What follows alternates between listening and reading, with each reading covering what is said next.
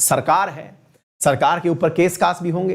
Case से निपटने के लिए भारत सरकार में एक अधिकारी होता है जो कि भारत का सबसे बड़ा वकील कहलाता है, और उस सबसे बड़े वकील का नाम इन दिनों है के वेणुगोपाल, जो कोई सा भी मुद्दा हो भारत सरकार को डिफेंस देने पहुंच ही जाता है। भैया के वेणुगोपाल पर सरकार हुई है मेहरबान, और मेहरबानी ये कि 2017 में नियुक्त किए गए थे के वेणुगोपाल 3 साल के लिए, और के वेणुगोपाल जिन्होंने भारत सरकार के लिए बहुत सारे काम किए, उन्हें वर्तमान में फिर सरकारी वकील के पद पर आगे बिठा दिया गया। ये है के वेणुगोपाल, जो 2017 से 2020 के लिए नियुक्त किए गए थे। 1 साल का कार्यक्रम बढ़ाया गया क्योंकि इन्होंने 370 पर भारत सरकार का सभी जगह बहुत अच्छे से पक्ष रखा। जैसे 370 हमने हटाया था, उसके बाद में बहुत सारे लिटिगेशंस चले सुप्रीम कोर्ट में, कोर्ट चलता रहा, बहुत सारी पॉलिटिकल पार्टीज 370 को लेके गई, तो ये इतने बढ़िया वकील निकले, सरकारी वकील निकले। इन्हें सरकारी वकील को सरकारी पद के नाम पर अटॉर्नी जनरल कहा जाता है। इन्होंने भारत सरकार का बढ़िया से पक्ष रखा। इसके लिए इन्हें तुरंत सुविधा के रूप में 3 साल का कार्यकाल 1 साल और बढ़ा करके 2021 के लिए दे दिया गया। इनका कार्यकाल खत्म होने वाला ही था कि साहब फिर एक और मुद्दा चल पड़ा, that is citizenship amendment bill. इस समय पर भी इन्हें अपने लिए बहुत कुछ रखना था। अपने पक्ष में बात जुटाने के चक्कर में इन्हें साथियों मिल गया 1 और साल का कार्यकाल, क्योंकि इन्होंने सरकार को बहुत बढ़िया से डिफेंड किया। 2022 तक के लिए अब ये सरकारी वकील बने रहेंगे। आप पूछेंगे कि सर ये होता क्या है, आइए हम बताते हैं। साथियों, असल में ये है अटॉर्नी जनरल ऑफ इंडिया। जब हम यूनियन एग्जीक्यूटिव की बात करते हैं तो सबसे बढ़िया यूनियन एग्जीक्यूटिव के पद पर आते हैं प्रेसिडेंट, जिनकी तनख्वाह आजकल टीचरों से कम हो गई है, ऐसा हमने नहीं, इनने खुद ने कहा है। दूसरे नंबर पर आता है वाइस प्रेसिडेंट। पता नहीं ये कौन से टीचर से कंपैरिजन कर रहे थे, अनअकैडमी वालों की तनख्वाह तो नहीं पहुंच गई है इनके पास। Vice president number 2। तीसरे हैं हमारे प्रधानमंत्री जी, जो झोला लेके कभी भी निकल सकते हैं। चौथे नंबर पर है काउंसिल ऑफ मिनिस्टर्स, और 5वें नंबर पर है अटॉर्नी जनरल ऑफ इंडिया। ये भारत के अंदर वो महाअधिवक्ता हैं जो भारत सरकार का सब जगह जाकर के केस लड़ सकते हैं। बोले सब जगह जाकर के केस लड़ सकते हैं से मतलब, अरे भैया ये संवैधानिक पद पर बैठे हुए व्यक्ति हैं जिन्हें आर्टिकल 76 के तहत संवैधानिक पद मिला है। ये वो आदमी है जो संसद से लेकर supreme court, high court, district court, किसी भी जगह जाकर के भारत सरकार का पक्ष रख सकते हैं। सर फिर तो ये बहुत बड़े वाले वकील होते होंगे। हमने कहा बड़े वाले, बहुत बड़े वाले होते हैं। बोले कैसे वाले होते हैं? हमने कहा भाई साहब ये इतने बड़े वाले होते हैं कि ये संसद में बैठ के बोल भी सकते हैं, सरकार के पक्ष में बात भी कर सकते हैं, केवल वोट नहीं दे सकते। सर तो एक बात बताइए, कौन व्यक्ति बनता होगा ऐसा आदमी जो कि मतलब अटॉर्नी जनरल ऑफ इंडिया बन जाए? तो भाई ऐसा व्यक्ति बन सकता है अटॉर्नी जनरल जो सुप्रीम कोर्ट के जज बनने की काबिलियत अपने पास रखता हो। उसको प्रेसिडेंट के द्वारा नियुक्त किया जाता है, लेकिन सबसे बड़ी बात यह है राष्ट्रपति खुश है तब तक ही वो पद पर है, और राष्ट्रपति आजकल तनख्वाह से बड़े नाखुश चल रहे हैं।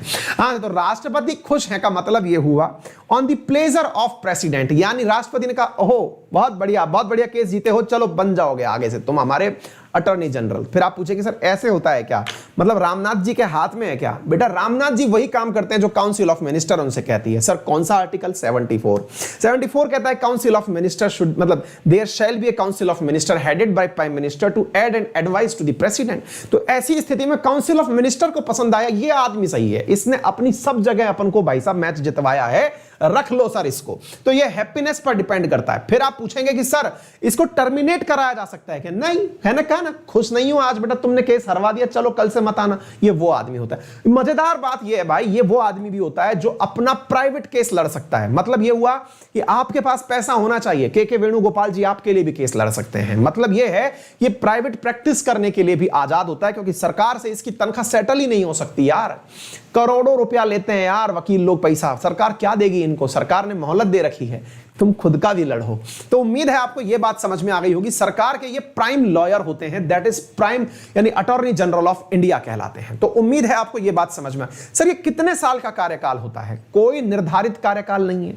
3 साल का था, सरकार ने ही बनाया हुआ था सिस्टम से, फिर 4 साल कर दिया गया, अब इनको 5 साल के लिए कर दिया गया। बेटा तुम 2022 तक रहो, हमारे साथ ही चलना, जब हम चलेंगे हमारे साथ चलना, तुम चिंता ना करो। तो ऐसी स्थिति में अटॉर्नी जनरल का कार्यकाल 5 साल का होता है। फिर आप पूछेंगे सर ये कर सकता क्या क्या है? तो भाई साहब ये क्या कर सकता है, सरकार को पहले तो एडवाइस दे सकता है, जो राष्ट्रपति चाहे उन केसों में जाकर के ये सारी बातें केस कर सकता है, सारी जगह जाकर के भारत का जहां जहां क्षेत्र है वहां जाकर के ये केस लड़ सकता है, सरकार को रिप्रेजेंट कर सकता है है सुप्रीम कोर्ट में, हाई कोर्ट में, सेशन कोर्ट में, सब जगह जाके सरकार के ऊपर सरकार की बातें लगा सकता है। तो फिर आप पूछेंगे कि सर इसके अधिकार और क्षेत्र क्या हैं?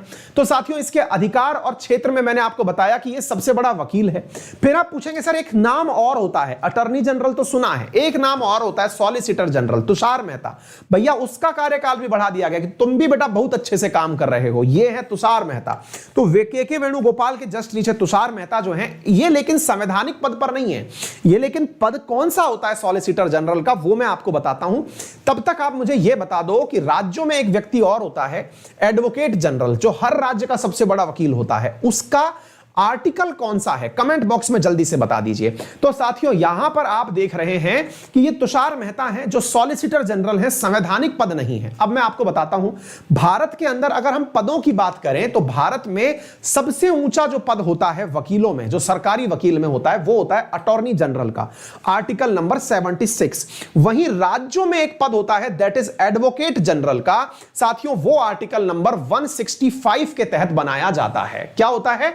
Advocate general. अगर हम हायरार्की की बात करें कि सबसे ऊपर कौन आता है, तो अटॉर्नी जनरल, उसके बाद सॉलिसिटर जनरल हायरार्की में, उसके बाद एडिशनल सॉलिसिटर जनरल, फिर आता है सेकंड एडिशनल सॉलिसिटर जनरल, फिर आता है एडवोकेट जनरल जो राज्यों में होता है, और फिर आते हैं सीनियर एडवोकेट। ये व्यवस्था होती है। तो राज्यों में जो सबसे बड़ा होता है वो आर्टिकल 165 के तहत आता है, और इसे आप सॉलिसिटर जनरल नहीं एडवोकेट जनरल के नाम से जानते हैं। उम्मीद है आपको यह बात भी बेहतरीन तरीके से समझ में आ गई होगी। तो क्लियर है? तो वर्तमान में इनका कार्यकाल बढ़ा दिया गया है और भारत सरकार के अच्छे केसेस लड़ने के लिए इन्हें सम्मानित किया जा रहा है। क्लियर हो गया? अनअकैडमी पर मेरे साथ जुड़कर पढ़ना चाहते हैं तो मेरे पेड कोर्सेज अनअकैडमी पर उपलब्ध हैं। यूजिंग माय रेफरल कोड अंकित 10 आप लाइव क्लासेस, टेस्ट सीरीज और प्रीवियस रिकॉर्डेड क्लासेस सब देख सकते हैं। एसएससी में मेरा नया बैच कल ही शुरू हुआ है, इकोनॉमी का, आप उसे ज्वाइन कर सकते हैं। अंकित 10 रेफरल कोड से आप एसएससी के अंदर भी मेरा बैच ज्वाइन कर सकते हैं, और यूपीएससी में भी। यूपीएससी में अनअकैडमी पर मेरे द्वारा करंट अफेयर्स का बैच आने वाला है। आप अगर इन क्लासेस को ज्वाइन करना चाहते हैं, जो कि आपको पूरी तरह लाइव भी मिलेंगी, doubt declaring session, test series, 1-to-1 interaction, तमाम सुविधाओं के साथ में ये सेशन आपको मिलता है। लेने के लिए क्या करना होता है? गूगल प्ले स्टोर से अनअकैडमी लर्निंग ऐप को इंस्टॉल करना होता है। करने के बाद में आपको अपना गोल सेलेक्ट करना होता है। गोल सेलेक्ट करने के बाद में फीस सेलेक्ट करनी होती है। लेट से आपने 6500 रुपए फीस सेलेक्ट करी 12 महीने की, तो अंकित 10 रेफरल कोड लगाने पर ये आपको 5850 रुपए का उपलब्ध हो जाएगा। इस क्लास की पीडीएफ के लिए आप मुझे मेरे टेलीग्राम चैनल अंकित अवस्थी सर पर फॉलो कर सकते हैं।